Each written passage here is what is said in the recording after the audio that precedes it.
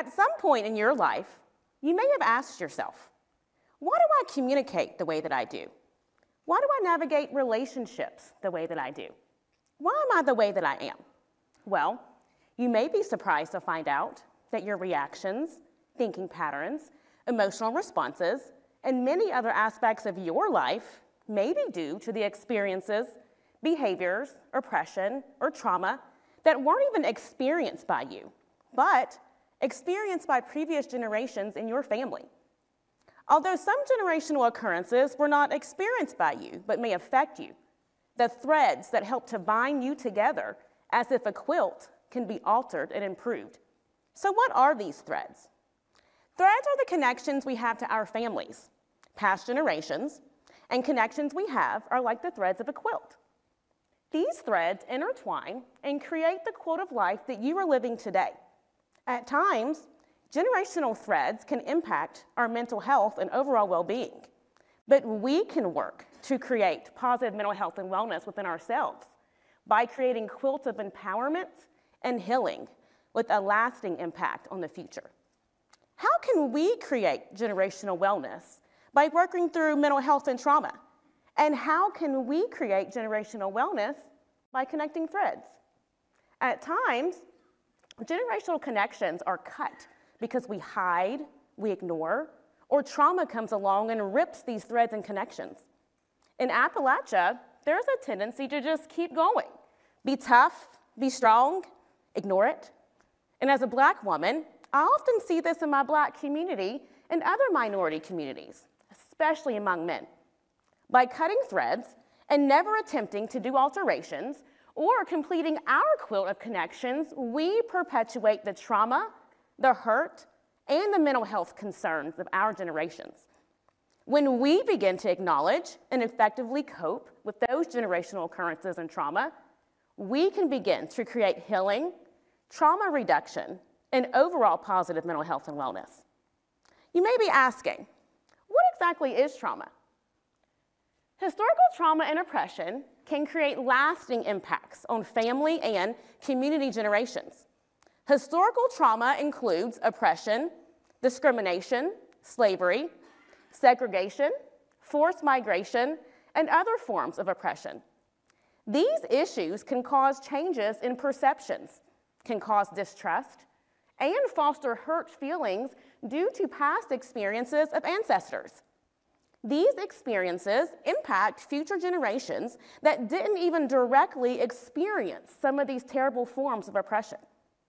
The effects of historical trauma can have an impact on the mental health and wellness of various groups of people due to stress, anxiety, depression, and other concerns related to these experiences.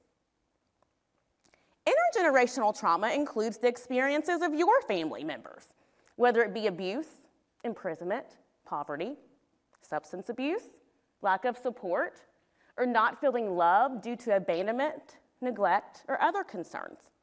These issues can also affect you, even if you didn't experience them. Even if we didn't experience the trauma, our perspectives and worldview can be altered due to the trauma experienced by generations before us. But how does this happen? The latest scientific research shows that the effects of trauma, historical and generational oppression, and family experiences can pass from one generation to the next. What's been found is that even if the person who experienced the trauma or negative experience has passed away, or if it's been the thing we don't talk about in our families, or if we are completely unaware of the traumatic experience, the effects of this trauma in our own experiences, reactions, adaptations, and even our brain responses can live from generation to generation. So how are generational themes passed on to generations? Generational themes can be passed through genetics that can increase our risk for mental health concerns in some families. Just because mental health concerns run in your family doesn't mean you'll have one also. Themes can also be passed to us through trauma responses, such as shame, anxiety, depression, low self-esteem, substance abuse, attachment concerns, difficulty managing mood and emotions, among others. These themes can possibly be something that you witnessed and you learned them. Generational themes can be passed on through communication or lack thereof.